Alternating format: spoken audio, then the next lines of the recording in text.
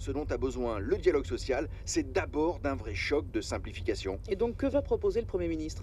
Écoutez, dans l'intention, il souhaite en tout cas simplifier les choses. Le pilier du projet, c'est la création d'une instance unique de la représentation du personnel, en particulier pour les PME. On pourrait ainsi regrouper le comité d'entreprise, les délégués du personnel et le comité d'hygiène, de sécurité et des conditions de travail, le fameux CHSCT. Ça me paraît très important de faire un film sur les CE parce que les jeunes salariés ne connaissent pas forcément l'histoire, pourquoi il y a 70 ans nos anciens se sont battus pour que des comités d'entreprise existent. Je pense que le comité d'entreprise est une instance qui a du pouvoir au sein d'une boîte comme Soitec ou une autre boîte et que c'est une instance qui est méconnue. Un film sur les CE, ce serait une bonne idée pour pouvoir expliquer à quoi ça sert. Et puis expliquer aussi l'histoire et d'où ça vient.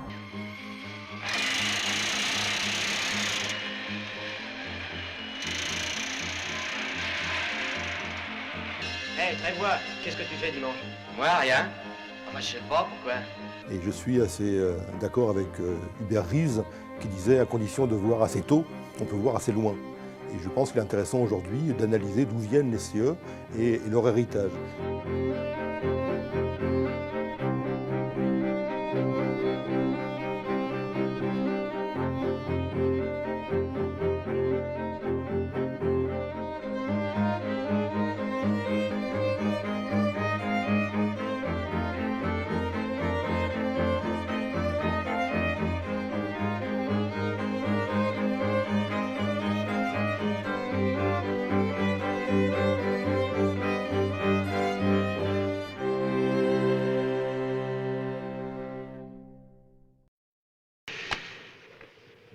Quand on pense que toute la semaine on se fait suer, et le dimanche... Et quoi le dimanche? Il y a un film qui est très intéressant, qui est un film qui a été produit par la CGT en 1956. C'est un film qui s'appelle Les copains du dimanche de Eisner.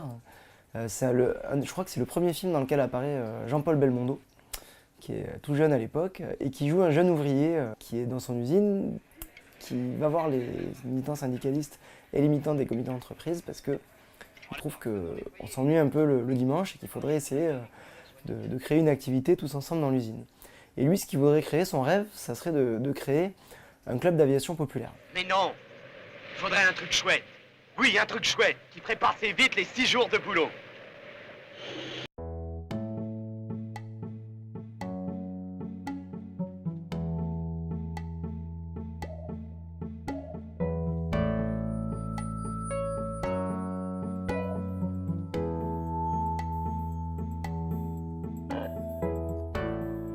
Les CE sont les héritiers de quatre courants qui ont participé à leur naissance. Le premier, c'est le paternalisme, donc il commence en 1850 jusqu'en 1936, donc quand même pas mal de siècles et d'années. Le second courant, c'est le syndicalisme, qui se construit justement en France et pour des raisons très particulières en résistance au paternalisme, puisque le paternalisme veut régenter entièrement la vie des salariés, de l'usine du berceau jusqu'au cimetière, comme disait De Vandel, le patron des forges.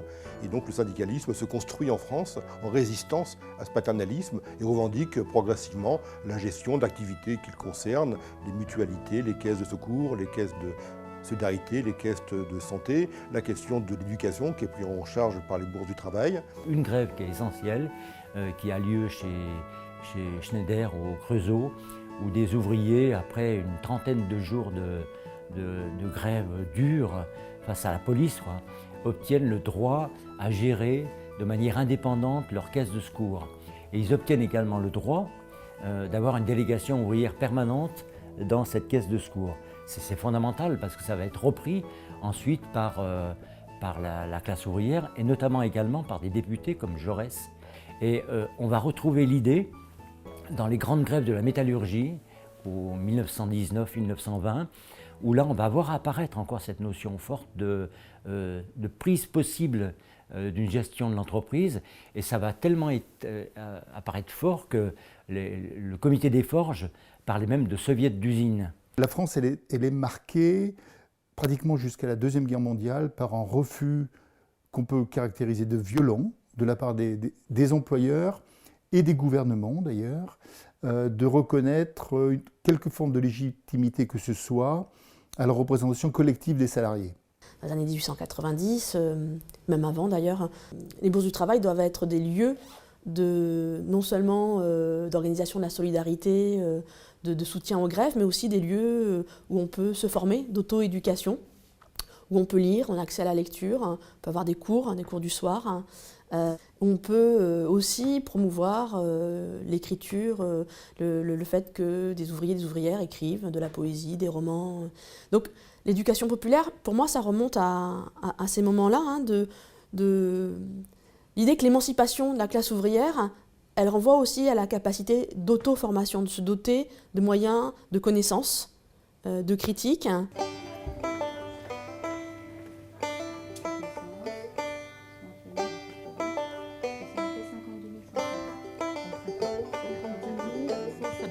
Oui, mais comme je sais que le camping, au-delà de ce que ça nous coûte, nous rapporte, et que ça par contre, on le verra que dans le... Les 149 000 que nous a rapporté le camping, ils y sont dans les 375. Voilà. Donc aujourd'hui, c'est une rencontre pour confronter les visions de chaque syndicat sur la répartition du budget 2016. Ce qui fait débat lors de l'élaboration des budgets comme ça au sein du bureau du comité d'entreprise, au-delà des simples chiffres, c'est la conception qu'on a un petit peu du service que le comité d'entreprise doit rendre à l'agent. Certains sont pour développer un petit peu le libre choix de l'agent, puis on ferait plutôt du remboursement.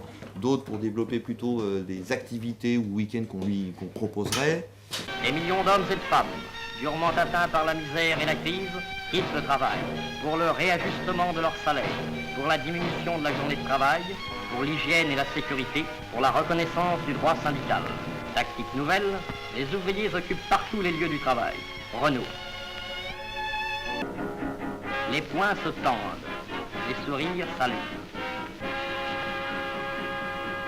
Dans les usines, aux Galeries Lafayette.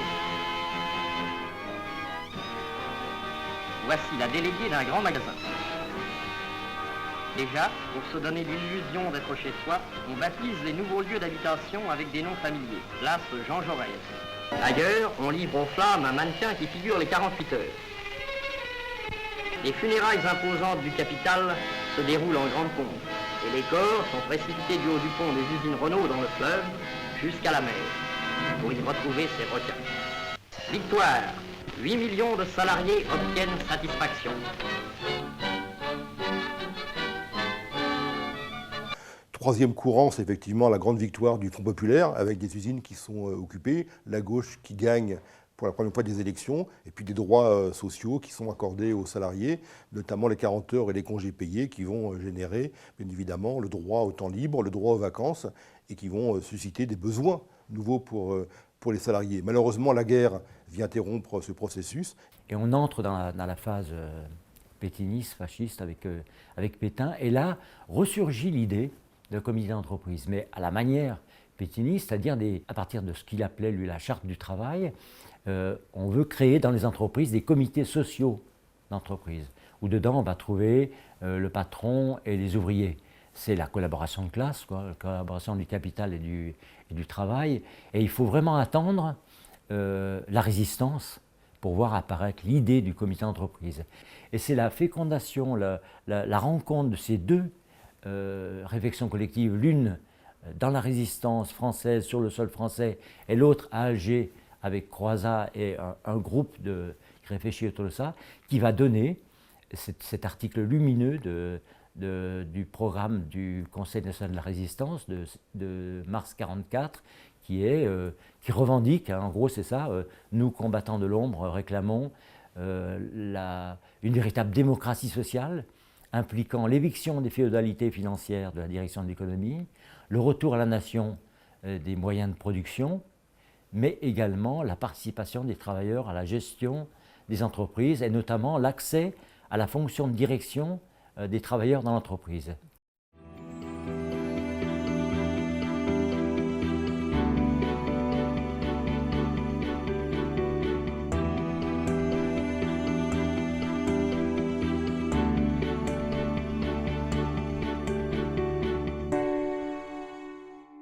Et dans la résistance, à nouveau, ouvriers, intellectuels et artistes se rencontrent, résistent dans les maquis. Et dans beaucoup d'entreprises, les salariés prennent les armes et occupent leur entreprise. Et donc, ils créent ce qu'on appelle des comités patriotiques, qui sont en quelque sorte les précurseurs des CE. Et donc, un décret est signé en novembre 1944, qui admet l'idée, issue du Conseil national de la résistance, qu'il fallait effectivement donner le pouvoir aux ouvriers, pouvoir économique dans les entreprises. Et de fait, ils l'ont, puisque beaucoup d'entreprises ont été réquisitionnées, occupées par des ouvriers, et l'autogestion est de fait en 1944. Donc, premier acte, un décret de novembre 1944. Deuxième acte, une ordonnance du 22 février 1945, donc un acte officiel signé par le Parlement, qui confère au CE une reconnaissance objective avec la création des premiers CE, officiellement, puisque le terme apparaît dans les actes. C'est-à-dire qu'on va confier la gestion de ces activités sociales aux élus du CE. Et puis, par contre, sur les questions économiques, le texte est beaucoup plus vague déjà à l'époque. Jusqu'où faut-il aller? Est-ce qu'il faut prendre l'entreprise? Est-ce qu'il faut collaborer avec les patrons? Les comités d'entreprise, c'est quelque chose de nouveau. Alors, c'est quelque chose de nouveau et en même temps, c'est quelque chose de très débattu parce que l'idée des comités d'entreprise et les syndicats français ne sont pas très pour, enfin, ils sont partagés entre eux et à l'intérieur d'eux-mêmes d'ailleurs. Ils sont partagés parce que l'idée des comités d'entreprise, c'est quand même qu'on a affaire à un lieu qui est un lieu de coopération entre l'employeur et les représentants des salariés. Et il faudra attendre le renversement de situation, c'est-à-dire le rapport de force nouveau créé en 1946 pour pousser plus loin ces CE vers un pouvoir économique. En octobre 1945, il y a les élections sur la constituante. Le Parti communiste fait 29% des voix. La CGT est à 5 millions d'adhérents. On a toujours cette classe ouvrière grandie par la résistance, ce patronat complètement mouillé par la collaboration. Arrive au pouvoir des ministres communistes, notamment un qu'on connaît déjà qui s'appelle Ambroise Rosa, et qui va pousser au plus loin possible, en novembre 1945, dont il est nommé ministre du Travail et de la Sécurité sociale, et là il entreprend ce grand changement qui est d'abord la Sécurité sociale, et en même temps cette loi sur les CE qui mûrit. Ça va donner cette fameuse loi du 16 mai 1946. Cette loi confère au CE la gestion pleine et entière des activités sociales et culturelles, mais par contre ne leur accorde qu'un rôle consultatif sur les questions économiques. Si vous en êtes d'accord, et en commençant par l'approbation Les prestations payantes du procès-verbal du comité d'entreprise du 7 décembre. Ce que je vous propose, puisque l'expert comptable est là, M. Picard, bonjour, c'est qu'on examine les comptes annuels du CE clos le 31 décembre 2015. Je laisse peut-être la parole à Mme Di Rochio d'abord et ensuite M. Picard. Je présente le rapport de la commission de contrôle. Ouais. Comme on l'a vu, on a souscrit un emprunt à hauteur de 200 000 € sur lequel on a déjà remboursé 22 000 et il reste net 178 336 au 31 décembre. Le CE, donc, une fois élu, va effectivement gérer un certain nombre de choses, notamment il va gérer tout ce qui est lié aux affaires sociales de l'entreprise. Dans un deuxième grand volet, effectivement, le CE en tant que tel va quand même être consulté régulièrement, informé, beaucoup plus informé d'ailleurs que consulté, mais informé par la direction de la marge de l'entreprise en général. Le comité d'entreprise va effectivement désigner les membres de ce qu'on appelle le CHSCT. Qui s'oppose? Qui s'abstient? Qui ne prend pas part au vote? Donc unanimité pour. Bravo mesdames. Je tiens à être présent pour être au contact. Il y a en gros une réunion par mois. Et il s'y passe beaucoup de choses parce que c'est vraiment l'instance qui a le rôle le plus important, à mon sens, dans les entreprises, puisqu'on y discute toutes les questions d'organisation, de stratégie, on y présente le projet d'entreprise, toutes les actions, les plans d'action qu'on peut mener. Et c'est d'autant plus stratégique dans un contexte où nos services publics connaissent à la fois une charge importante et puis, bien entendu, une tension budgétaire forte puisque nous contribuons, comme tous les autres services publics, à la réduction des déficits publics. Donc il faut à la fois tenir la charge et en même temps gérer des budgets qui sont un peu en réduction. Et de ce point de vue-là, la présence du comité d'entreprise est très importante parce qu'il faut faire beaucoup de pédagogie, il faut expliquer tout ce que nous pouvons vivre, nous, au niveau des directions. Et pour proposer notre stratégie, il est important de la faire partager par le personnel. Et pour la faire partager par le personnel, il faut la faire partager par le comité d'entreprise d'abord. On avait donc dans les années 2000 déjà subi pas mal de pertes de postes et on était surchargé de travail et il y a eu un mouvement de révolte un jour qui est parti d'un trop-plein, d'un ras-le-bol. Et j'étais particulièrement en colère et particulièrement revendicative et du coup, je me suis retrouvée là-dedans en fait tout à fait naturellement. J'ai pris connaissance un peu à ce moment-là de ce que c'était le CE parce que je ne faisais jamais rien avec le CE, je ne me faisais jamais rien rembourser, je partais en vacances pas avec le CE, donc voilà. Et en fait, c'est en trempant le pied dans... C'est la colère qui m'a amenée ici, quoi. En trempant un peu le pied là-dedans, dans le syndicat, que je me suis intéressée à ce que faisaient mes collègues, ce qu'était le CE. Et c'est surtout le rôle économique qui est plus en lien avec l'activité syndicale qui m'a intéressée, pas tellement le rôle des œuvres sociales à l'époque. Donc il arrive très régulièrement que le CE me dise « non, on n'est pas d'accord, donc on va voter contre votre projet de réorganisation ».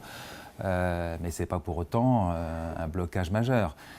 Dans la mesure du possible, j'essaye quand même de faire de telle sorte qu'il n'y ait pas systématiquement des votes contre. C'est-à-dire qu'en les associant, en réfléchissant avec eux, il faut qu'il y ait un vrai sentiment de citoyenneté dans l'entreprise. Et pour qu'il y ait un sentiment de citoyenneté dans l'entreprise, il faut absolument associer les salariés à la vie de cette entreprise. Alors sans aller jusqu'à la cogestion au sens, on l'entend en Allemagne par exemple, je pense qu'il faut quand même essayer d'aller vers le plus de participation possible, le plus d'association possible du personnel. Et ça passe nécessairement par le comité d'entreprise. Eh oui, le patron l'avait touché au moment où le gouvernement s'intéressait un peu à la petite aviation. Ah, ce qu'il était content le jour-là. Le gouvernement après, il s'est intéressé à d'autres choses qu'à l'aviation populaire. Alors après l'accident du patron, on a rentré le zinc d'ici comme on a pu, puis on l'a laissé là. Mais on a bien été d'accord avec Madame Roche pour pas laisser pourrir le moteur. Surtout qu'il a presque rien, lui, une mécanique comme ça sera honteux de pas la soigner.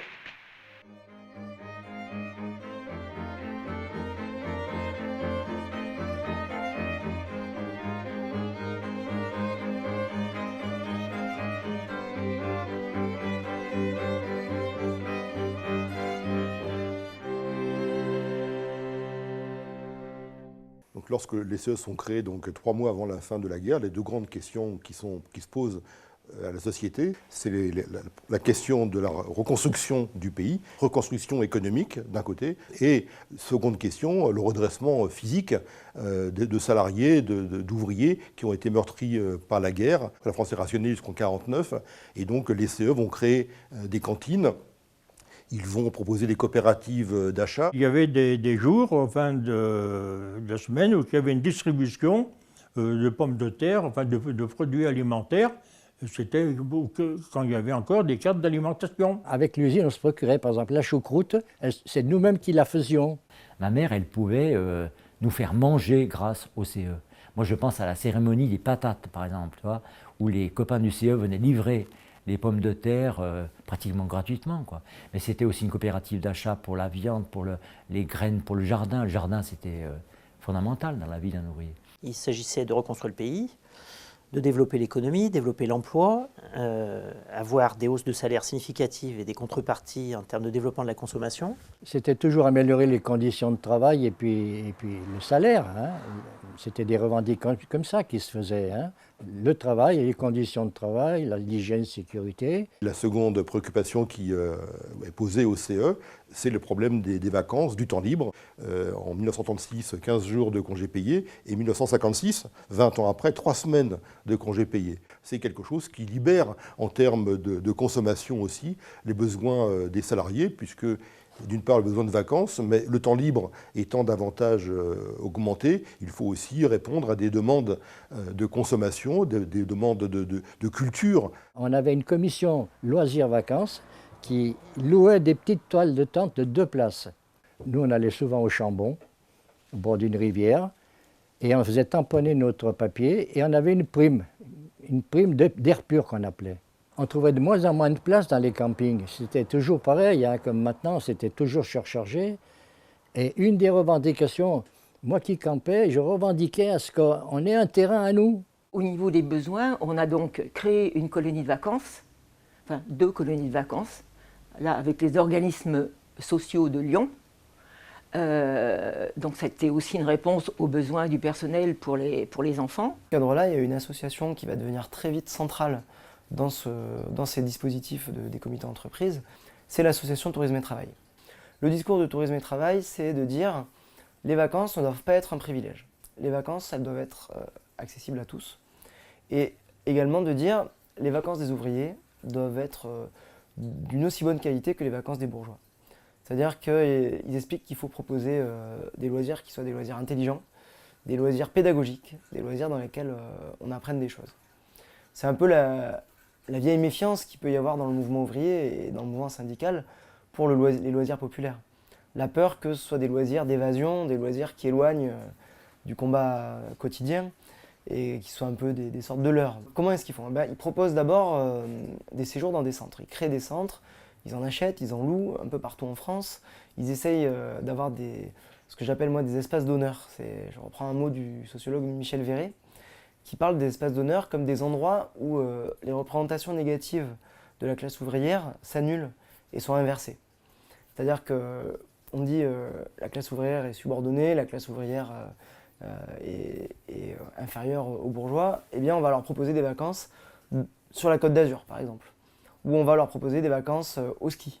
Un mois de vacances où on sortait, nous, enfin, de ces sites enfumés dans lesquels on vivait. Moi, de ma fenêtre, je voyais fumer 17 cheminées. On vivait dans la fumée en permanence. Et là, tout à coup, c'était l'ouverture vers d'autres pays. C'était la rencontre avec des paysages nouveaux, la mer, c'était extraordinaire.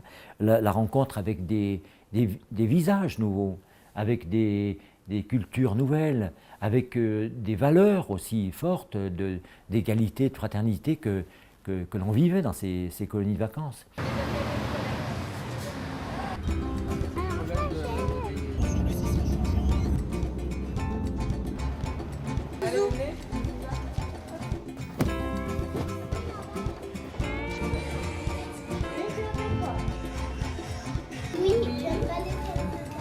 On est fortiche, on va le lever. Très bien. On essaie de rattraper. Ça n'écoute pas plus. Pousse pas la bouche par contre parce que... Au revoir Tristan. Moi j'ai fait mes études à Saint-Fond dans une école qui s'appelle Interfora, qui forme des futurs conducteurs en appareils en industrie chimique. D'où le fait que je travaille chez Chemoine, puisqu'on est dans la chimie, qu'on fabrique du PVC. Alors quand je suis arrivé dans l'usine, j'avais aucune culture syndicale, absolument aucune. Mes parents n'ont jamais été syndiqués, j'ai jamais entendu parler politique ou syndicat à la maison. Donc c'est avec le temps dans l'usine que j'ai découvert ça, au contact directement des organisations syndicales qui venaient nous voir.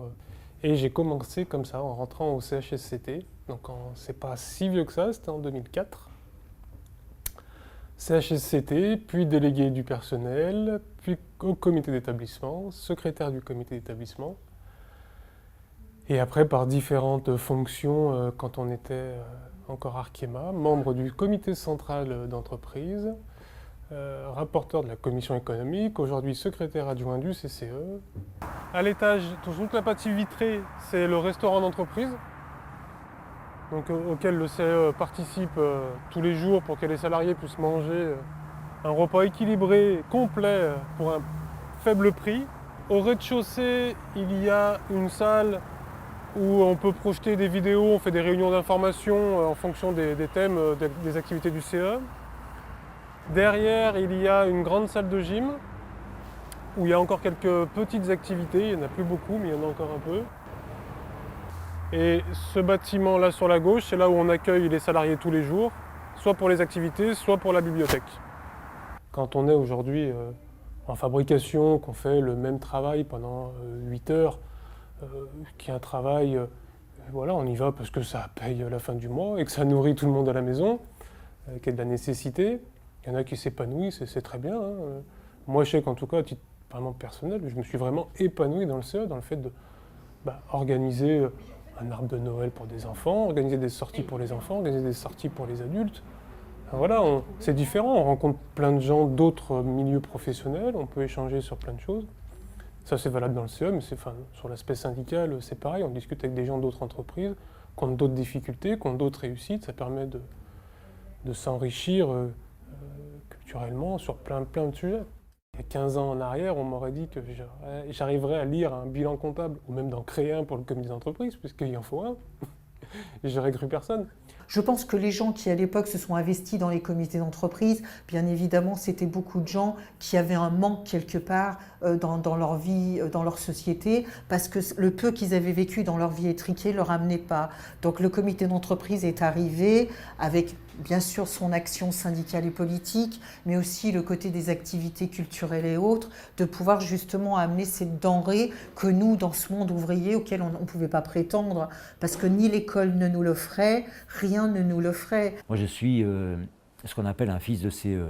Ma mère était femme de ménage, il y avait 8 enfants à la maison, il n'y avait pas de père. Et s'il n'y avait pas eu le CE, moi je ne serais pas là en train de te parler. Tout simplement parce que chez nous, il n'y avait pas de livres. Ma mère n'avait pas de rond. Hein. Et où est-ce que je les trouvais, ces livres? Dans la bibliothèque du CE. Je passais mes jeudis entiers à lire. Et je lisais des livres qui parlaient de nous, c'est-à-dire qui parlaient des ouvriers. Tu vois, Zola, tout ça. Et je lisais ces livres-là en voyant les ouvriers dans l'usine, puisque le CE était dans l'usine. Moi, ça m'a permis de me former complètement à la littérature, mais aussi aux idées nouvelles, parce qu'il y avait des orientations nouvelles dans le choix des livres. Les bourses scolaires du CE, moi, ils m'ont permis d'aller en fac, quoi, l'université. Ça a changé complètement ma vie, quoi.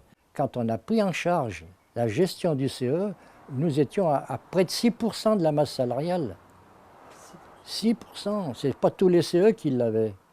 Et ça, c'était grâce à nos anciens, à tous ceux qui ont milité, qui petit à petit, c'est pas fait d'un coup. Hein. Affranchi de la gestion des bonnes œuvres patronales et affranchi des contraintes de la guerre, les CE vont prendre à bras-le-corps des questions d'éducation, de démocratisation d'accès à la culture. Donc c'est la bataille du livre menée par Ragon et Elsa Triolet.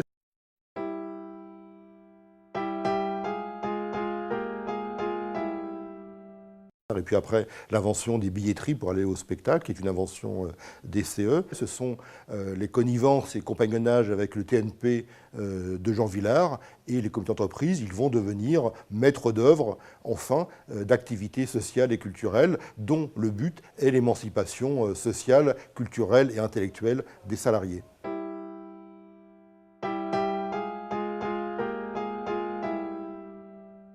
Les ballets de l'Opéra de Lyon sont venus danser à la sortie d'usine à 17h, devant Ron Poulenc. C'était important, quoi, je veux dire.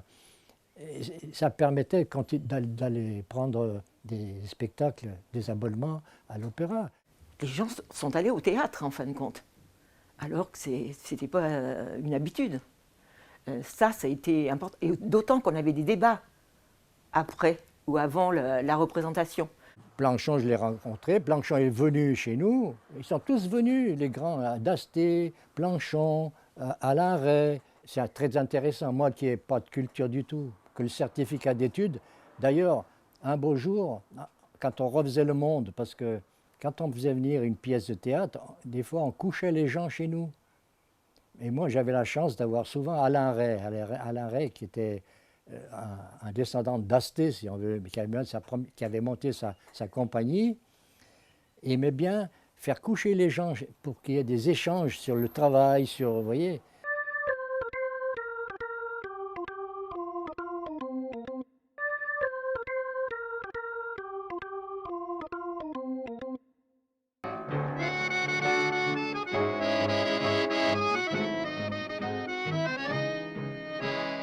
Avant la guerre, c'était facile de voler. Mon père m'a raconté l'histoire de l'aviation populaire. Ceux qui aimaient ça pouvaient voler pour presque rien, même pas le prix de ce diabolo. C'est vrai? Alors j'aurais pu voler, moi. Mais alors on devrait remettre ça sur pied. Il faudrait des types gonflés, des avions, des terrains. Ça doit pouvoir se trouver.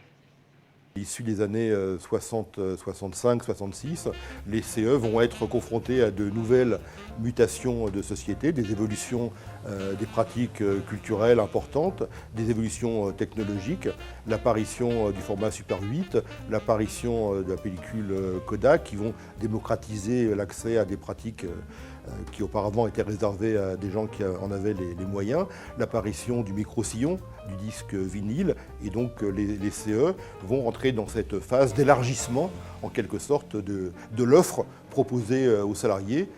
Et donc on verra l'apparition de sections et d'ateliers de pratiques amateurs en peinture, dessin, l'apparition de sections caméra club, photo club, le disque, la médiathèque devient un lieu beaucoup plus riche en fonds de livres, de poésie, notamment issus de l'apparition dans le marché du travail de salariés venant d'autres pays, d'autres cultures, apparition de la poésie arabe, de la poésie d'Afrique noire par exemple. Ben nous, les syndicats n'étaient pas reconnus dans l'entreprise. Donc moi, quand j'ai commencé à militer, j'étais pas élu encore, mais on faisait partie du conseil syndical. Mais on se réunissait à l'extérieur de l'usine. Le compromis, il est que s'il y a bien des représentations élues dans les entreprises, il n'y a pas de représentation syndicale. La représentation syndicale, il va falloir attendre 68 pour qu'elle arrive.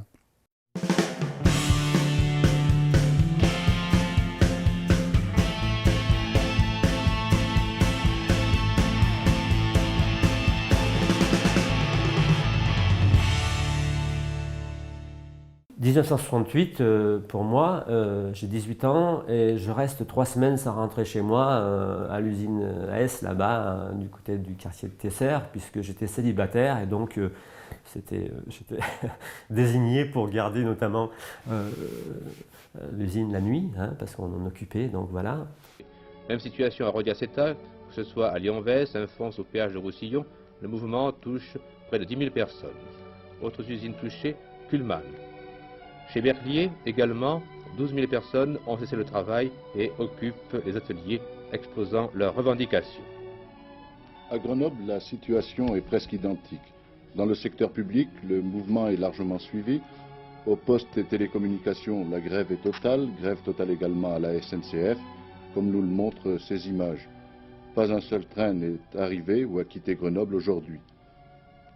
Débrayage également à la sécurité sociale ainsi qu'à l'électricité et au gaz de France où la sécurité est néanmoins assurée. Je me souviens avec Jo Lavaudan, qui après a été directeur de la Maison de la Culture de Grenoble, il venait dans l'usine avec quelques comédiens jouer des bouts de pièces de théâtre ou dire des poèmes, etc. Donc, et puis il y avait des séances de cinéma aussi dans l'usine à cette époque déjà, pendant la grève.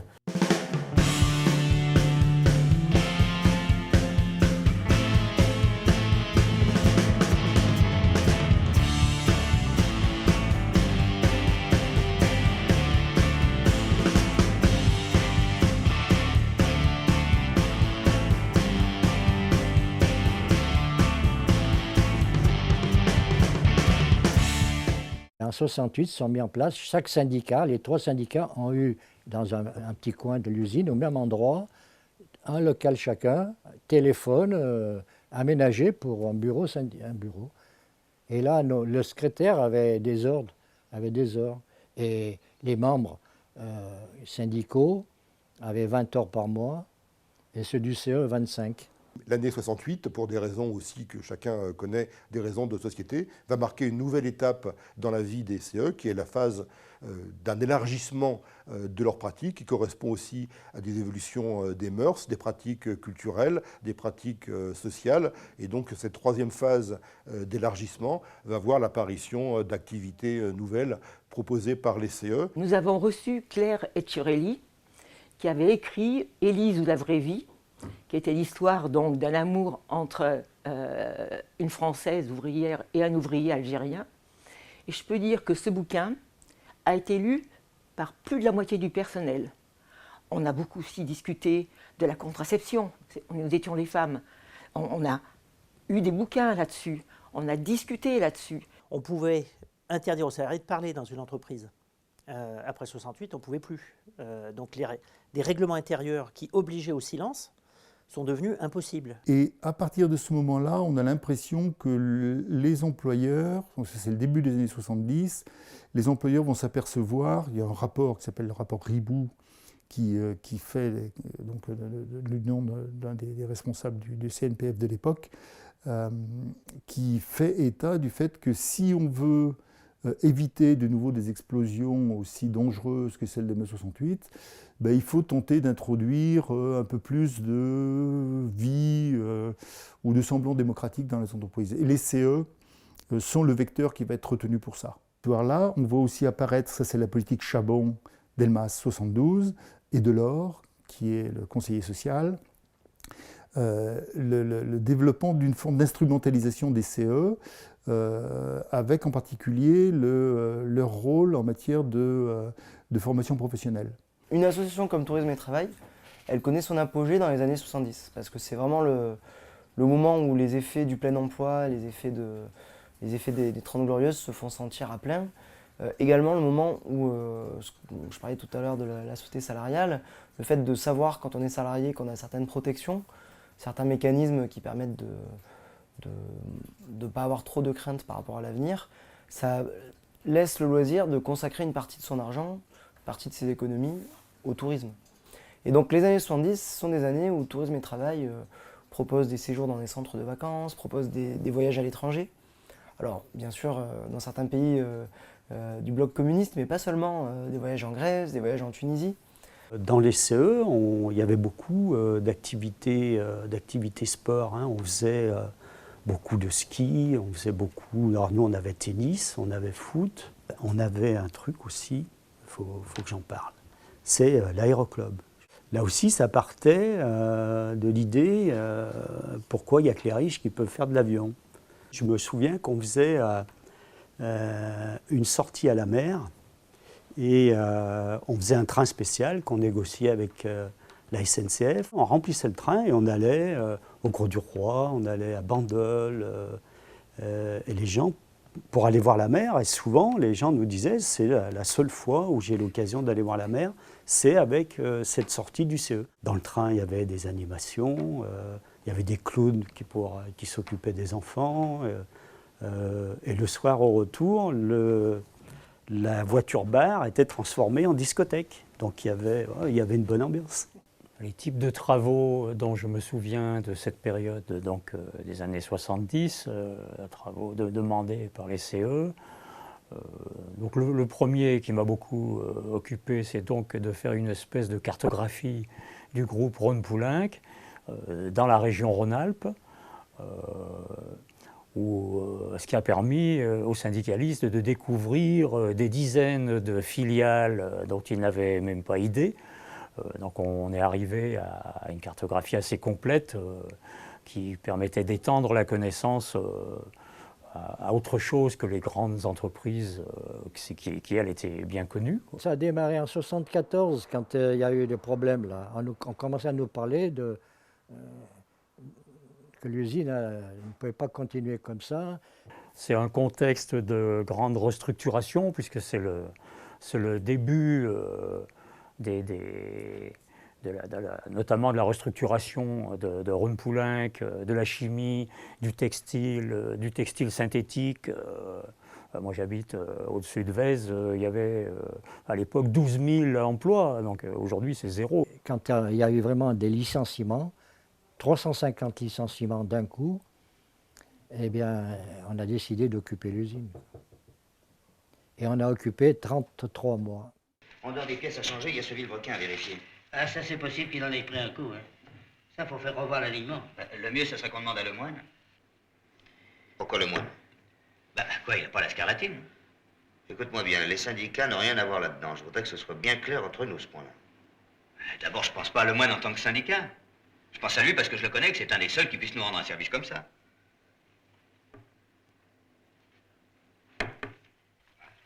Ça va, j'ai compris. T'as pas besoin de faire un dessin. T'as entendu, Victor? Qu'est-ce que t'en penses? Ah, moi, je trouve ça marrant, leur histoire d'avion. Ouais. Ben, moi, je dis qu'ils sont dingues. Je parle pas de ça. Je vais faire des heures supplémentaires pour aider ce monsieur, là. Il vient même pas en réunion. Tu peux pas dire, quoi. Chaque fois qu'il y a besoin de moi, je suis là, hein. Apporte-le-moi ton vilebrequin. Il va bouffer au lieu de raconter ta vie. Ça y est, pour le vilebrequin, le moine s'en charge. Qu'est-ce que c'est que cette histoire d'avion? On m'en a touché 2 mots hier à la réunion de notre bureau. Ah, c'est rien, Bellac. On s'amuse à bricoler sur un vieux taxi, y a pas de quoi fouetter un général. Mais les copains de Lemoine, eux, sont déjà au courant. Bon. Et si jamais on pouvait vous donner un coup de main, moi, ça me botte. Je voudrais bien faire de l'avion.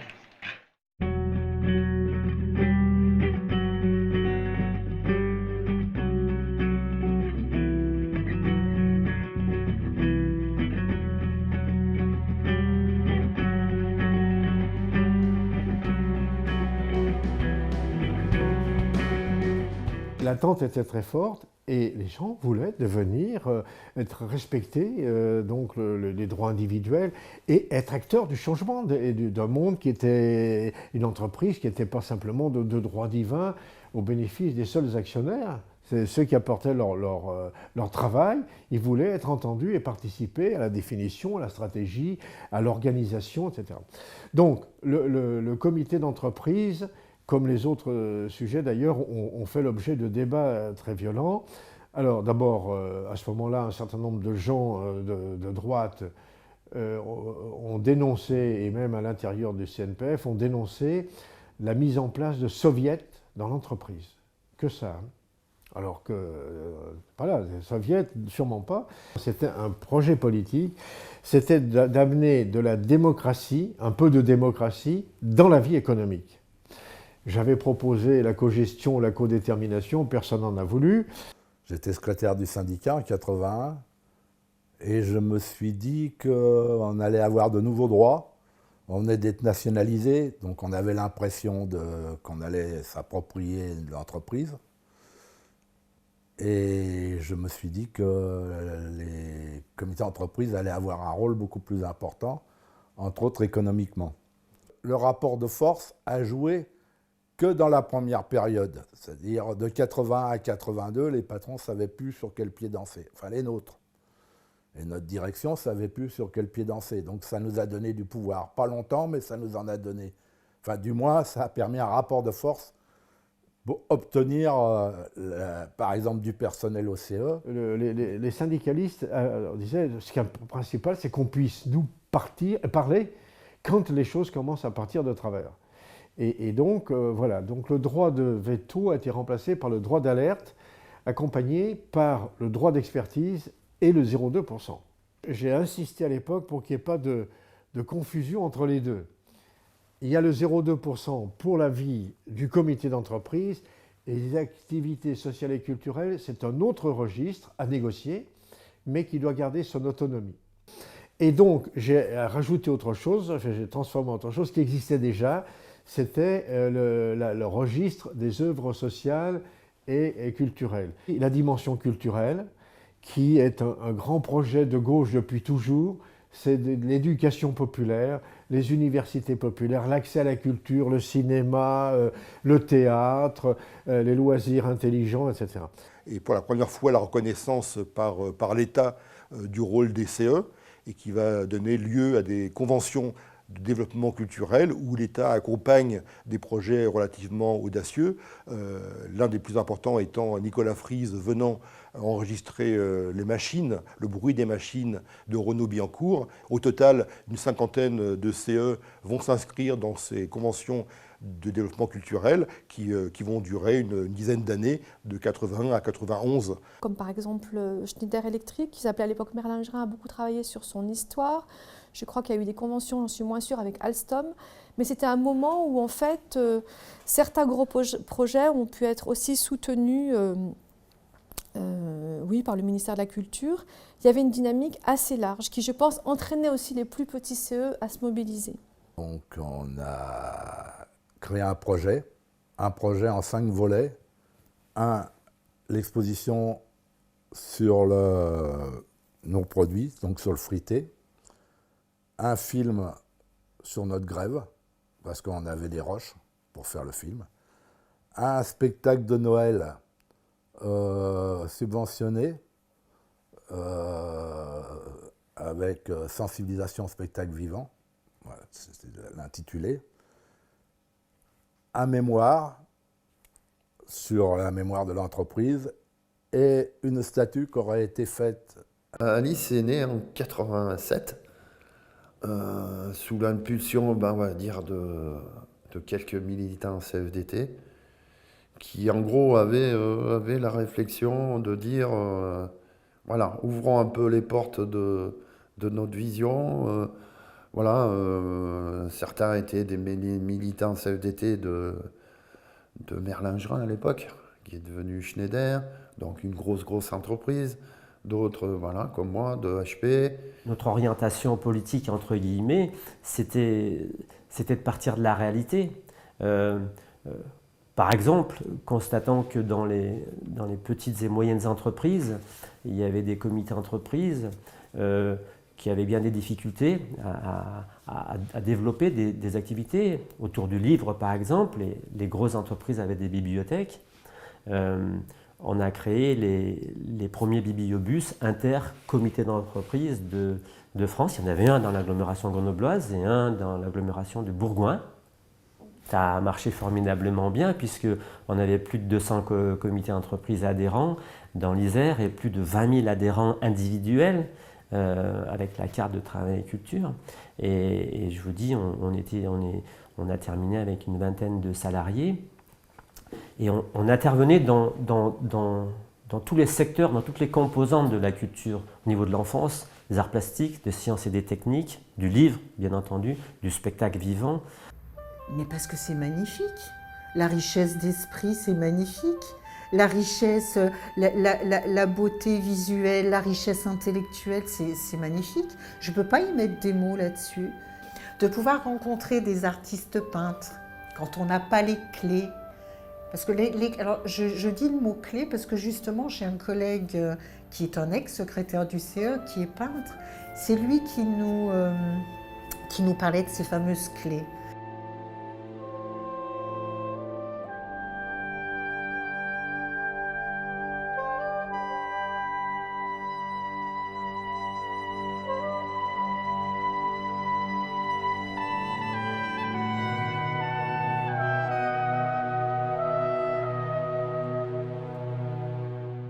Le travail est une culture aussi, enfin, qu'il y a une culture du travail, qu'il y a une culture au travail et que l'espace de travail est un lieu dans lequel la culture ne doit pas être absente. Que qui dit citoyenneté, démocratie, liberté, pouvoir dit culture et que les artistes ont quelque chose à partager et qu'en tout cas cette rencontre entre les arts et les individus, même si elle est très personnelle et qu'elle suit un chemin très personnel, il faut au moins garantir que cet accès existe. Quand on est un militant qui se bat pour changer la société, changer le travail, changer le monde. Et on vous baladez dans les entreprises et puis que le taux de lecteurs y grimpe dans l'entreprise jusqu'à arriver à ce que quasiment tous les salariés de la petite entreprise viennent dans le bibliobus et prennent des bouquins alors qu'avant ils ne mettaient jamais les pieds dans une bibliothèque. Ça y est, quoi, je veux dire, c'est bon, j'ai mon meilleur souvenir, quoi.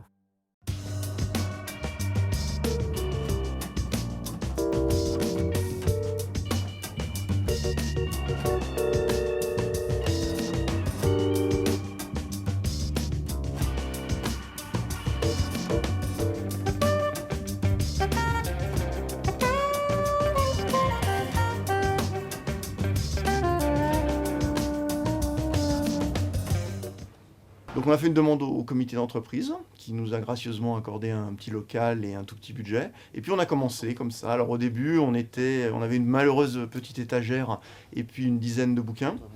On a fait beaucoup appel aux dons des personnes. Donc les gens nous ont donné les bouquins, les caisses de bouquins qui traînaient dans les garages depuis des années. Moi, j'ai toujours trouvé que la bibliothèque, c'était une super idée. On n'a pas forcément le temps d'aller à la bibliothèque à côté. C'est un lieu de convivialité, c'est un lieu où on se retrouve tous, et puis surtout, c'est un lieu où on échange.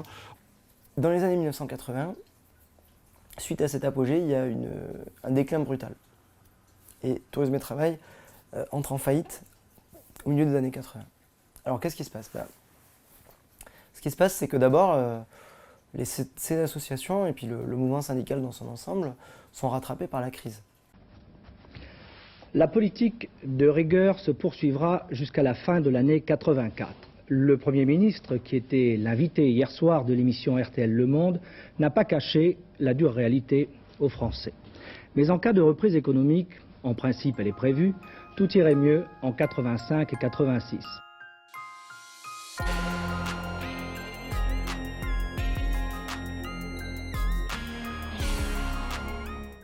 Chômage, crise du syndicalisme, bien sûr ça a des effets assez négatifs. Également, problème de gestion. La démarcation stricte qu'ils essayent de faire avec le secteur marchand, elle ne tient plus tellement. Ils sont aussi soumis à certaines pressions des comités d'entreprise qui disent écoutez, nous on veut bien aller avec vous parce que vous êtes proche de la CGT ou parce que vous êtes proche de la CFDT, ça dépend des associations. Mais regardez là, on a une autre agence de tourisme qui nous propose des tarifs moins chers. Grégoire, tu l'as placé le deuxième câble? Non, je l'ai arrondé les soupapes.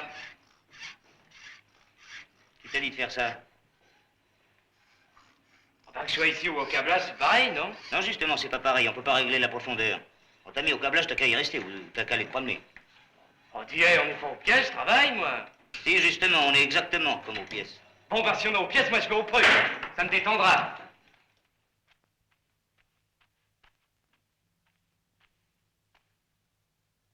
Lève, Gilbert, on va chien. Ah, t'énerve pas non plus, toi.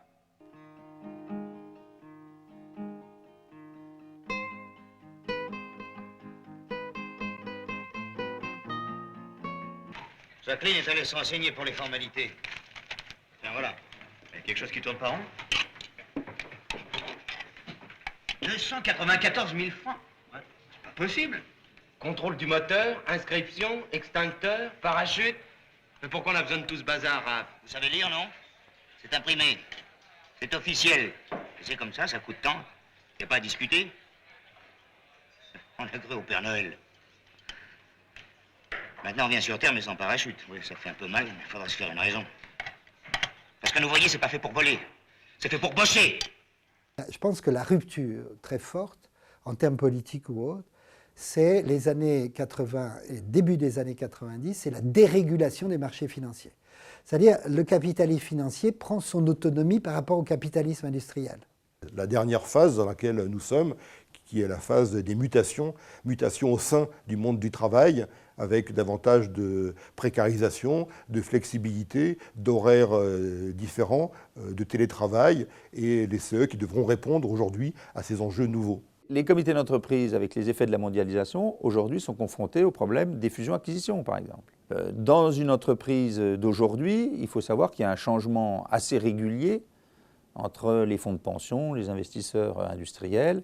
Il y a un changement assez régulier d'actionnaires. Disons que les CE ont suivi la tendance de notre société. Le consumérisme s'est développé, dans les années 90. L'arrivée des chèques cadeaux qui se sont développés.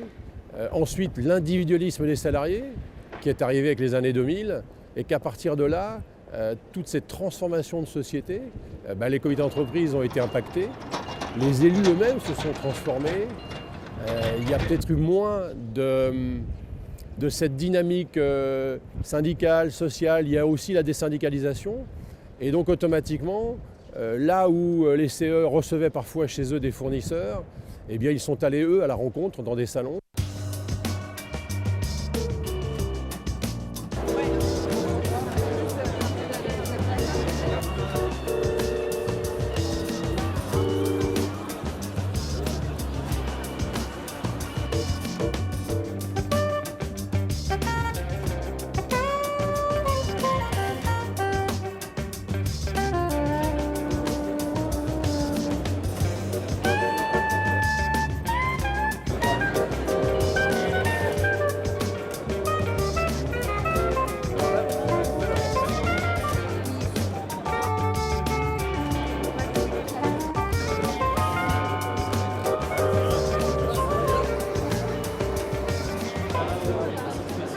C'est qu'aujourd'hui, la billetterie de cinéma UGC, c'est une des premières activités des comités d'entreprise dans leur choix de loisirs, de sortie. Donc ça leur donne une réduction directement sur une entrée de cinéma. Et ça représente à peu près 20% de notre clientèle sur les salles de cinéma. C'est un marché qui est très important pour nous et qui, sur le marché effectivement de la France, représente une part très importante de nos visiteurs. Oui. Donc nous ne sommes pas des thérapeutes, mais nous intervenons dans la prévention des risques psychosociaux, des troubles musculo-squelettiques, prévention et gestion du stress également. Donc en fait, nous essayons d'introduire en entreprise et en événementiel le bien-être pour le confort des salariés, mais aussi pour leur performance. Nous venons chercher des informations pour créer un CE, puisque nous sommes délégués du personnel et on met un CE en place à partir de juin. Alors on est émerveillés par le salon, puisqu'on ne pensait pas rencontrer autant d'enseignes. Aujourd'hui, les salariés, ce qu'ils attendent de nous, c'est une prestation de service. Surtout des cartes cadeaux, beaucoup, des cartes cadeaux, des chèques, ça leur fait un petit complément de salaire, parce qu'on est un secteur où les salaires sont quand même assez bas. Et il y a beaucoup de temps partiel. Ce qui attire les visiteurs, en fait, nos visiteurs sur notre parc Disney, c'est bien sûr la magie, l'expérience qu'ils peuvent vivre en famille et surtout partager en famille dans un endroit où finalement on est coupé du monde, on arrive dans un nouvel endroit, enfin un nouveau monde, on passe, on va dire, la frontière du monde réel pour rentrer dans le monde du rêve et de l'imaginaire et surtout de la féerie. On est également aussi présent pour faire face un petit peu à la concurrence justement qui est de plus en plus féroce et donc surtout du côté des privés. Donc nous on met en avant notre côté associatif. Voilà, et puis nos valeurs parce qu'on a des activités qui sont également mises en avant sur le côté social et solidaire. Si le CE se limite simplement à la vente de prestations, billets ou autre chose, je ne dis pas qu'il ne faut pas le faire. Mais si on se limite qu'à ça, on n'a plus d'existence même d'être un comité d'entreprise.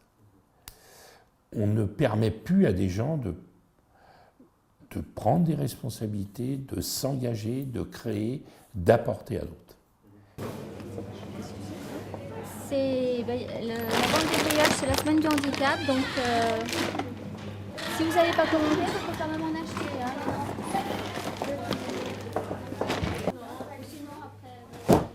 Je suis bénévole à l'APF et je suis venu ici vendre des brioches au profit des personnes en situation de handicap. Ça a servi à l'argent qu'on récoltera, servira pour les aider à faire des voyages, à faire des sorties. Concernant Prague, sur la base de 40-42 personnes, je suis à 439. Mais j'ai 3 jours de nuit et Cracovie, j'ai 4 jours, 3 nuits.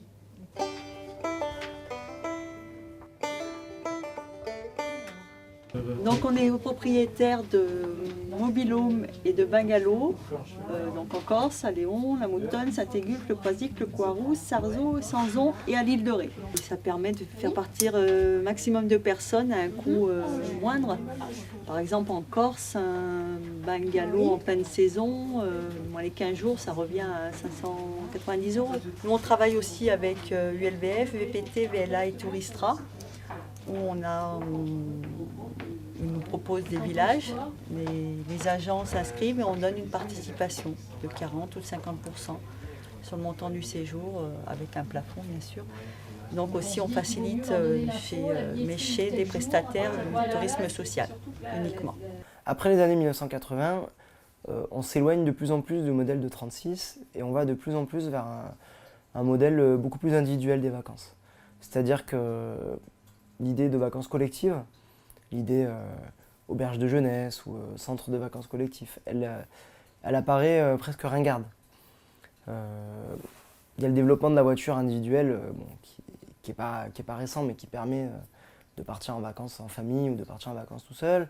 Il y a la pratique des chèques vacances individualisés qui permet de choisir son séjour et de ne pas partir uniquement avec le comité d'entreprise. Il y a aussi l'idée de se sortir l'esprit du travail, c'est-à-dire pas forcément partir en vacances avec ceux avec qui on travaille pendant l'année. Pour beaucoup, ils se sont laissés individualiser. C'est-à-dire que les CE gèrent localement leurs réponses aux activités sociales et culturelles et face à la force de frappe des grands offreurs, ils ne sont pas capables de résister. Alors il y a des tentatives de résister, en particulier à travers les associations de CE.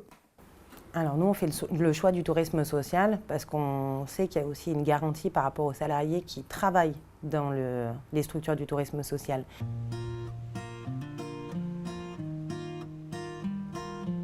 On attend environ 1000 personnes sur les 2 jours, dont 450 qui dorment ce soir. Superbe. C'est super, enfin, c'est magnifique à regarder, à voir. C'est bien organisé. On espère qu'on va passer un bon week-end. C'est pour une famille de profiter des vacances parce que parfois c'est pas évident de prendre des vacances. Je suis famille d'accueil, donc nous sommes 7. On accueille une petite fille qui vient avec nous. Et pour une famille comme nous, ça coûte 55 € le week-end. Et demain, randonnée, kayak.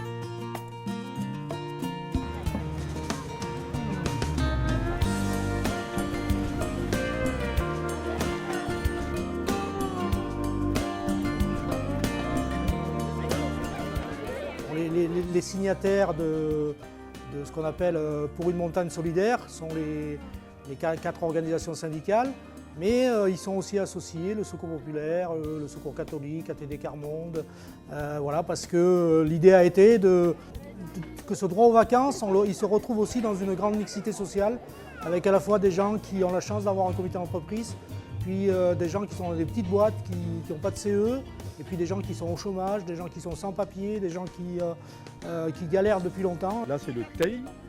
Là, je ne sais plus exactement d'où ils sont. Donc, ils arrivent de l'Ardèche, d'un peu partout d'Ardèche.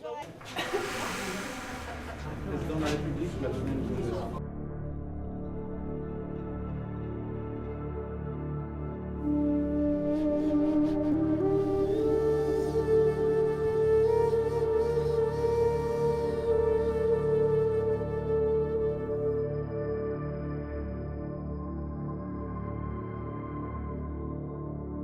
Déjà, j'ai appris qu'ils étaient intelligents et qui dessinaient beaucoup mieux que ce que je pensais.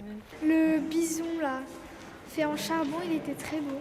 Quand on croise quelqu'un qui revient, là, qui dit c'était chouette, c'est ça la récompense. Le reste, c'est du... voilà. Et le moteur, c'est le bénévolat. Qu'est-ce que c'est que la culture? Même entre nous, c'est intéressant d'en débattre, là. Par rapport à la caverne, là, je pense que ça peut aider à comprendre un peu plus l'humanité, enfin, l'homme, c'est quoi, d'où il vient. Et si on crée ces conditions pour que les gens puissent décider de leur vie en toute connaissance de cause, mais par eux-mêmes, pas parce qu'ils ont vu à la télé ou je sais pas où, ou l'internet, mais par eux-mêmes, par des expériences humaines, je pense que ça les aide à mieux vivre leur vie après. C'est ça l'émancipation un peu. C'est un peu Moi j'ai entendu au début où j'étais au CE, ouais, le foot c'est nul, ceux qui aiment le foot c'est des cons. Et pour moi c'est pas ça une bonne politique culturelle. C'est respecter le salarié pour la personne qu'il est, respecter ses choix et lui montrer qu'autre chose existe et qu'il n'a peut-être pas eu l'occasion de connaître forcément. Donc, et surtout ne pas se dire que ce que nous on trouve bien, c'est forcément bien. C'est un enjeu pour les salariés de se cultiver parce que ça permet aux salariés de se reconnaître en tant qu'individu, en tant que personne qui a des droits et qui a des moyens pour faire respecter ses droits et qui a un pouvoir de faire respecter ses droits. Donc tout l'enjeu, je pense, du CE et de la politique qu'on doit mener, c'est de pouvoir revenir à des fondamentaux pour se poser des bonnes questions, prendre un petit peu de temps, de façon peut-être ludique, de façon bien faite. Et il y a des artistes qui savent très très bien le faire. Et je pense que notre rôle, c'est aussi un petit peu d'orienter pour avoir ces moments-là et éviter de sponsoriser des moments où on se vide, on se vide la tête, juste vider la tête, quoi. Alors, le Festival Écran Total, ça existe depuis 2000. Il y avait un multiplex qui existait à Échirolles et un autre qui était en construction à la Nef. Donc on s'est dit, les CE vendent beaucoup de billetterie pour le pâté. Et on a eu peur que les cinémas d'art et essai de l'agglomération grenobloise aient une perte du public. Donc on s'est dit, les CE, ils sont là aussi pour le maintien de ces salles de cinéma, pour aussi amener les salariés à aller à la rencontre du cinéma d'art et essai. Pour être au cœur de l'action, il fallait qu'aussi les comités d'entreprise participent au choix des films, participent à la construction du festival. La dimension interentreprise, elle est primordiale, j'allais dire.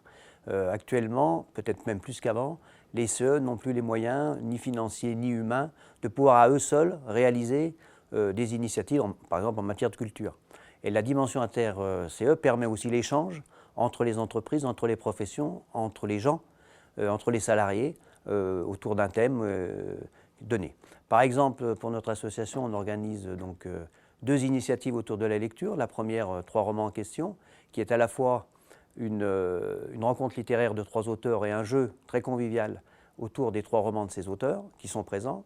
Le concours de nouvelles, qui là est un concours d'écriture sur un sujet donné. Et puis l'autre initiative autour du cinéma social, depuis 24 ans, avec des films intéressants qui amènent à réfléchir, souvent en présence des réalisateurs. On avait demandé à la CCAS, qui avait des retours d'expérience pour ce type de projet, de pouvoir, à travers ce qu'elle portait dans le cadre de l'éducation populaire, intégrer un groupe de jeunes palestiniens et israéliens ensemble en 2007 dans un séjour solidaire.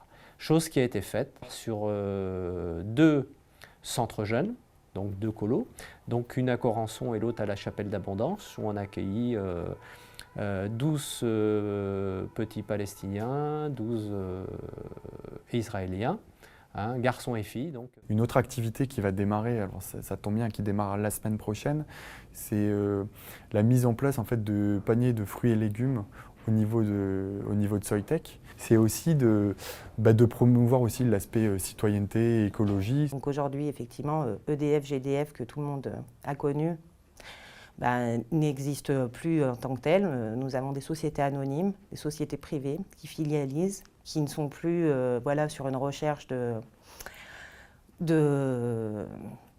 péréquation tarifaire pour le pays, d'outils industriels au service de la nation. Ils sont sur une logique de profit, de part de marché, de recherche voilà, d'investissement à l'extérieur de la France.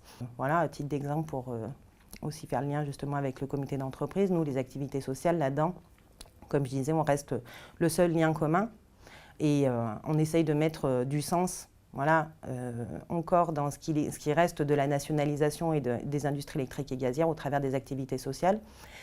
Donc notamment par l'activité, les activités sociales, les activités jeunes agents, où là on arrive à rassembler en fait, des jeunes de diverses entreprises qui ne se connaissent même plus, qui n'ont plus lieu de se rencontrer, qui se rencontrent au travers des activités sociales. Par exemple, dans le cadre du festival de Soulac, qu'on organise une fois tous les 2 ans.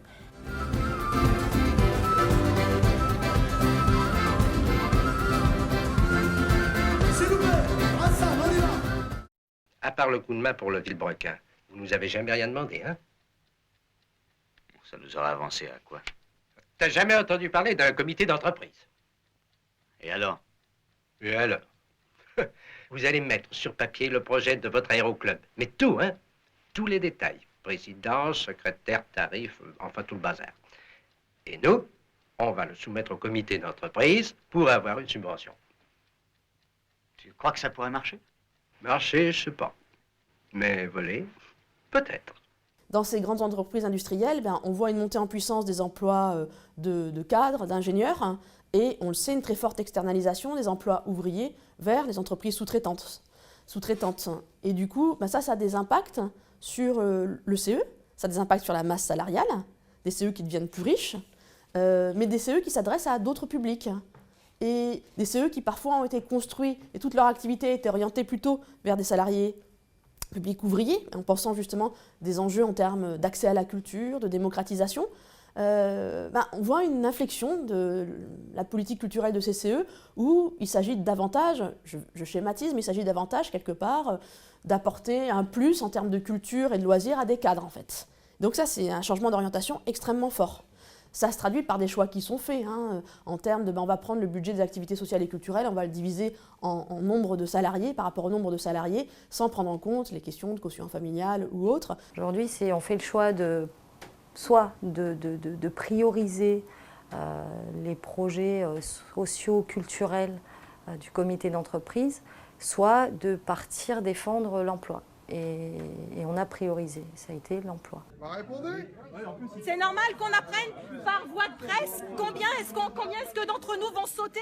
Est-ce que c'est normal? C'est normal? C'est de la considération, ça? On est au courant par les pour des gens qui ont 30 ans d'ancienneté, qui ont amené Air France au plus haut de sa gloire. Et c'est comme ça qu'on est remercié. Sur les coups de 10 heures, lorsque ce comité central d'entreprise a été interrompu, la direction venait de confirmer les chiffres que tout le monde redoutait. 2900 postes sont cette fois clairement menacés de disparition. Des centaines de salariés sont entrés à l'intérieur du siège d'Air France. Le CSCE est suspendu. Gaëtan Mélin, vous êtes sur place pour BFM Business. Eh oui, tout à fait, puisque les manifestants étaient tenus à l'écart, derrière une grille, et finalement ils ont réussi à pénétrer. Ils sont ensuite entrés à l'intérieur du siège social, situé juste derrière moi, et ils ont réussi à entrer également dans la salle où se tenait le CCE. Le CCE a donc été interrompu. Les manifestants s'en sont pris violemment à la direction d'Air France, notamment au DRH, Xavier Brossetta, qu'ils ont très violemment pris à partie. Vous pouvez d'ailleurs le voir sur ces images. La mondialisation que nous on connaissait sous forme d'internationalisation, il y a plein d'entreprises qui l'ont pris de plein fouet, et la précarisation, malheureusement, on la voit se développer un peu partout. Donc on avait un peu d'avance. Bon. Ce qu'on a essayé de faire, c'est un vrai dialogue social avec la direction d'entreprise sur la stratégie d'entreprise, y compris pour apporter non pas pour co-gérer l'entreprise, mais pour apporter les réalités des salariés sur la question d'emploi. Le comité d'entreprise européen n'intervient absolument pas sur les négociations nationales, sur par exemple la durée du travail, ça c'est chaque pays, sur les règles sociales, que c'est chaque pays chaque établissement qui négocie à l'intérieur des règles du pays. Nous on n'intervient que sur la partie transnationale. Les instances représentatives du personnel, CEDP qui existent au niveau national, dans des entreprises qui sont de plus en plus mondialisées, ont un avenir que s'ils se lient avec les syndicats, les instances représentatives du personnel des autres pays. Renault Trucks sort de 3 plans sociaux. Sur l'établissement de Lyon, environ 1000 postes ont été supprimés. Et là, les salariés, ils ont bien vu le rôle que pouvait avoir le comité d'établissement à Lyon, le comité central d'entreprise et plus globalement les représentants du personnel pour défendre les intérêts, pour négocier des accords si possible. Le CE a perdu une partie de son pouvoir. C'est vrai que l'entreprise Renault Trucks SAS aujourd'hui ne ressemble plus du tout à l'entreprise Renault VI d'il y a 20 ans ou Berliet il y a encore plus longtemps. Voilà, Renault Trucks SAS, c'est la filiale à 100% d'un groupe suédois qui s'appelle Volvo. Donc le pouvoir économique, il est en Suède. Des décisions sont prises en Suède et sont déployées partout dans le monde et concernent 90 000 salariés.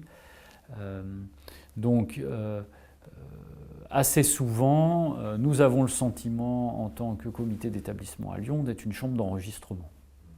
C'est aussi un certain sentiment d'impuissance face à un rouleau compresseur. Savoir que représentent et que négocient et quel compromis passent les délégués syndicaux centraux à des niveaux qui sont des niveaux extrêmement concentrés, c'est quelque chose qui est très difficile. Autrement dit, en termes de démocratie, parce que c'est quand même comme se rappeler que c'était l'un des objectifs essentiels des CE, c'est la démocratie dans l'entreprise. C'est pas sûr que cette pyramide soit quelque chose d'extrêmement favorable. Donc face à cette évolution du capitalisme d'entreprise, les institutions représentatives du personnel peuvent véhiculer une autre perception, ce que c'est la participation, ce que c'est la démocratie au sein de l'entreprise, pour atténuer cette tendance à la concentration du pouvoir patronal qui supprime dans les faits les formes de contre-pouvoir traditionnelles comme le syndicalisme, et puis individualise, éparpille, divise, segmente le salariat.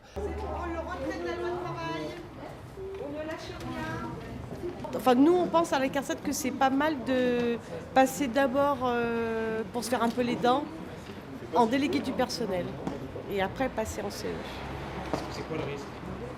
Le risque, quand on passe directement en CE, c'est qu'il n'y ait pas l'idée politique du CE, qu'on perde la partie politique du CE, et qui pour moi est la principale, la partie politique du CE, puisqu'on vote. On vote les parties importantes, moi je sais pas, les changements de services, les regroupements de services, enfin tout. C'est au CE le principal. Et on a le droit de faire capoter certains dossiers. On peut le faire capoter. Le dernier combat qui nous a pris beaucoup de temps et beaucoup d'énergie, c'est le redressement judiciaire, puisque 8 mois après cette session, Kémon se retrouve en redressement judiciaire, où l'ancien propriétaire a vidé les caisses, a torpillé plusieurs millions d'euros et a coulé la boîte. Donc de là, 1200 salariés en danger direct, 6 usines en France. De là, au niveau du comité d'entreprise, on a créé tout un processus pour démontrer au plus grand nombre que cette entreprise était viable sur l'aspect économique.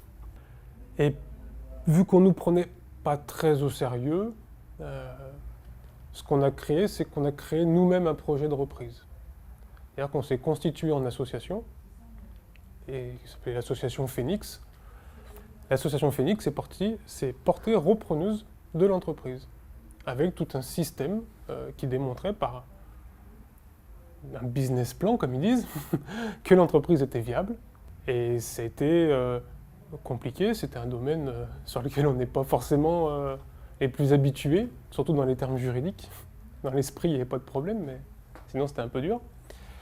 Mais on est arrivé à le gagner, on est arrivé à le faire valoir. D'ailleurs, au tribunal de commerce, dans une audience, où il y a 8 repreneurs, le président du tribunal de commerce ne le dit pas comme ça, je fais le raccourci, mais il dit « j'ai qu'une offre sérieuse autour de la table, c'est celle de la CGT ». Il y a l'aspect juridique, il y a aussi l'aspect lutte. Par la mobilisation des salariés, par l'implication des salariés, on a fait des rassemblements devant le tribunal de commerce à chaque fois qu'il y a eu une audience.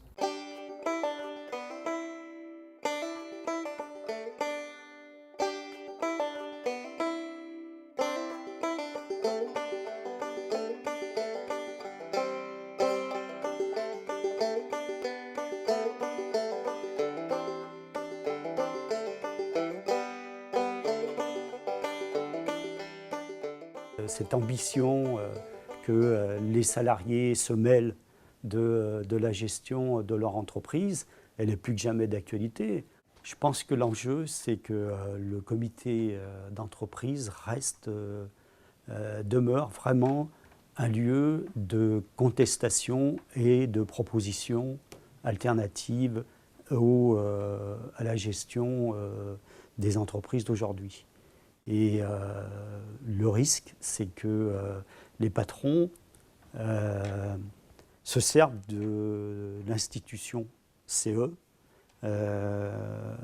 multiplient le nombre de réunions. Il y a une saturation de l'agenda et donc une grande sollicitation de la part des IRP, des institutions représentatives du personnel, et spécialement des comités d'entreprise, parce que d'abord il y a cette modernisation des entreprises, cette accélération des réformes et des restructurations.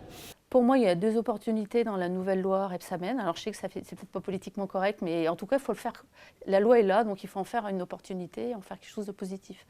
Les opportunités, c'est quoi? Il y a une instance unique, CE, CHSCT. Eh bien, allons-y, allons de l'économique aux conditions de travail et à la santé.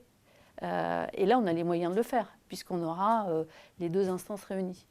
Deuxièmement, les nouvelles lois l'ont institué 3 temps forts d'information, consultation. Donc là, il y a des enjeux de calendrier, où il va falloir que les élus pèsent. Et ce n'est pas à la direction de prendre la main pour apposer son calendrier, c'est aux élus de peser et de réfléchir au calendrier et comment ils veulent articuler les choses entre les 3 sujets. Premier sujet, l'économique. Deuxième sujet, le social. Et le troisième sujet, c'est les orientations stratégiques et à 3 ans. Sur ce dernier point-là, il y a une avancée. Il faut s'en saisir. L'avancée, c'est que le comité d'entreprise peut faire des propositions alternatives. Allons-y. Dans les choses actuelles entre la loi Macron et Rebsamen et l'éventuelle loi qui pointe son nez là, de Madame El Khomri, disons que là on va quand même taper sur la tête des salariés par le biais du comité d'entreprise, puisqu'on on réduit les moyens, quoi. On rentre dans l'enjeu des patrons. Et la loi va nous réduire nos moyens, va regrouper les instances. Et qu'en parallèle de ça, on a un gouvernement qui nous dit qu'il est important de négocier par entreprise, donc qui va de fait mettre plus de responsabilités sur les syndicats et donc sur les élus de ces instances. Si on veut vraiment aller dans cette direction, on devrait donner plus de moyens pour permettre aux représentants du personnel de communiquer avec les salariés, plus de moyens pour aller les consulter.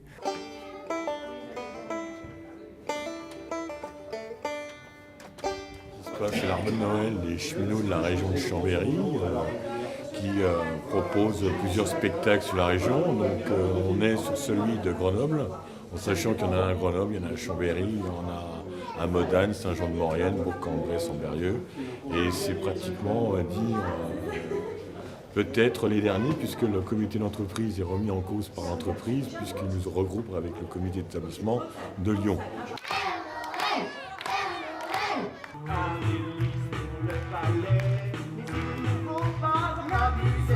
On dit au revoir au Père Noël.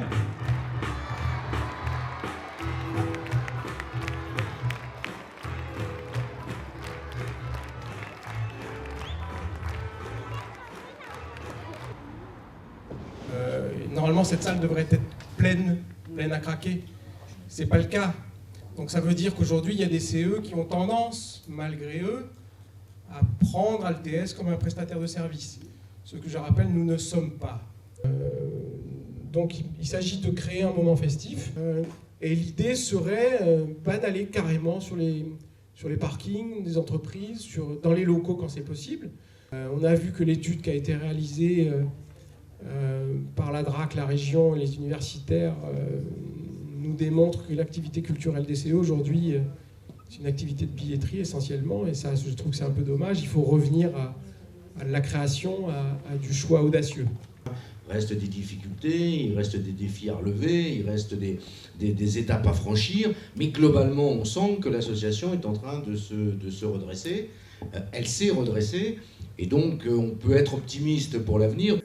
Les CE ne sont pas immortels comme aucune institution dans cette société. Je crois que le retour justement sur l'histoire permet de voir le rôle qu'ils ont joué et le rôle qu'ils pourraient jouer. Aujourd'hui, effectivement, des menaces très directes pèsent sur les CE. D'une part, les fermetures d'usines. Une usine qui ferme, c'est un CE qui disparaît, et que malheureusement les exemples abondent en ce sens. Une entreprise qui délocalise, c'est un CE qui disparaît. Les droits nouveaux à conquérir sont au niveau des droits de regard des instances représentatives du personnel au plan européen, y compris mondial, sur les stratégies d'entreprise. Ce serait intéressant d'émettre, comme c'était le cas pour le 0,2% du financement du comité d'entreprise, pour les activités sociales et culturelles, d'avoir un taux de financement minimum, 1% par exemple de la masse salariale, et surtout d'inventer de nouveaux droits pour les salariés qui n'ont pas des comités d'entreprise, qui représentent énormément de salariés. Et pour ces gens-là, évidemment, il faut créer des comités d'entreprise sur la base de bassins d'emploi, sur des formes de mutualisation des des petites et moyennes entreprises. Depuis plusieurs années, le constat que nous faisons en tant qu'organisation syndicale, c'est justement le fait que les salariés ne sont pas couverts majoritairement aujourd'hui par des comités d'entreprise, du fait de la modification structurelle et juridique des entreprises avec la TPisation et la PMisation, et le fait qu'il n'y a pas de représentation collective pour ces salariés dans ces entreprises. Alors c'est particulièrement vrai pour l'artisanat, puisque dans la région, alors la grande région Auvergne-Rhône-Alpes, il y a environ 175 000 entreprises, plus de 600 000 actifs. Et donc tous ces gens-là, qu'ils soient salariés ou patrons, n'ont pas accès aux avantages qui sont offerts aux salariés des grandes entreprises.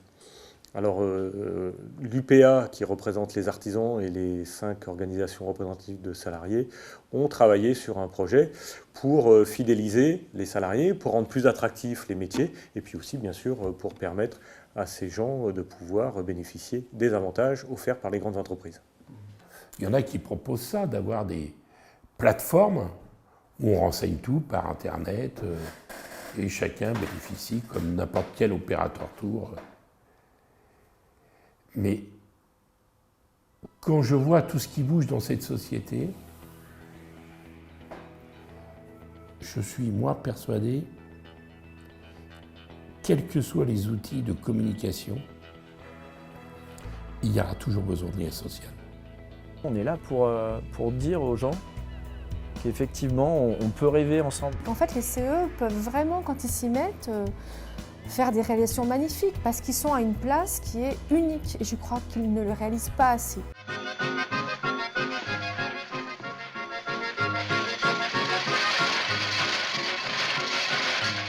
Coupez! Mais nous ne pouvons pas nous engager à la légère, enfin, je veux dire sans garantie sérieuse. Un aéroclub, cela nécessite des spécialistes, des instructeurs, des gens qualifiés. Gérer une entreprise comme la nôtre à 600 millions d'euros de chiffre d'affaires, 1200 salariés en France, plusieurs dans le monde, bah c'est vrai que ça fait énorme comme ça. On se dit que nous, moi j'ai un BEP, petit BEP à Interfora, pour conduire des appareils dans l'industrie chimique, on dit bah lui il est incapable. Mais moi tout seul, peut-être que je suis incapable, mais moi plus un autre, on est déjà un peu plus capable. Et puis quand on se réunit collectivement et qu'on fait marcher un peu notre cerveau, et on est tous le même, hein, bah on se rend compte qu'à nous tous on est capable. Le changement de la société, il ne passera pas par uniquement une augmentation de budget de comité d'entreprise ou 3 réunions en plus par trimestre. Hein. Ça doit effectivement passer par le questionnement de la direction, qui choisit, qui décide. Quand on réunit nos intelligences, on y arrive. Hein. Et de toute manière, sur des entreprises comme les nôtres, celui qui dirige aujourd'hui, il n'est pas plus intelligent que moi. Hein. Souvent, c'est pas lui qui a les idées, hein, c'est ceux d'en dessous. Lui, il prend juste l'argent. Et c'est vrai que le système qui me paraît le plus à même d'aller vers un changement profond de la société, c'est effectivement le modèle coopératif. Je pense que c'est important qu'on soit vraiment sur la démocratie sociale, mais complète. Et la démocratie sociale complète, ça veut dire que la personne qui dirige l'entreprise, elle est élue par les salariés, elle est révocable en fonction des décisions qu'elle prend. Et c'est vrai que le comité d'entreprise, dans une telle société, aurait un rôle totalement différent. Je pense qu'il n'y a plus qu'à passer au vote. Eh oui.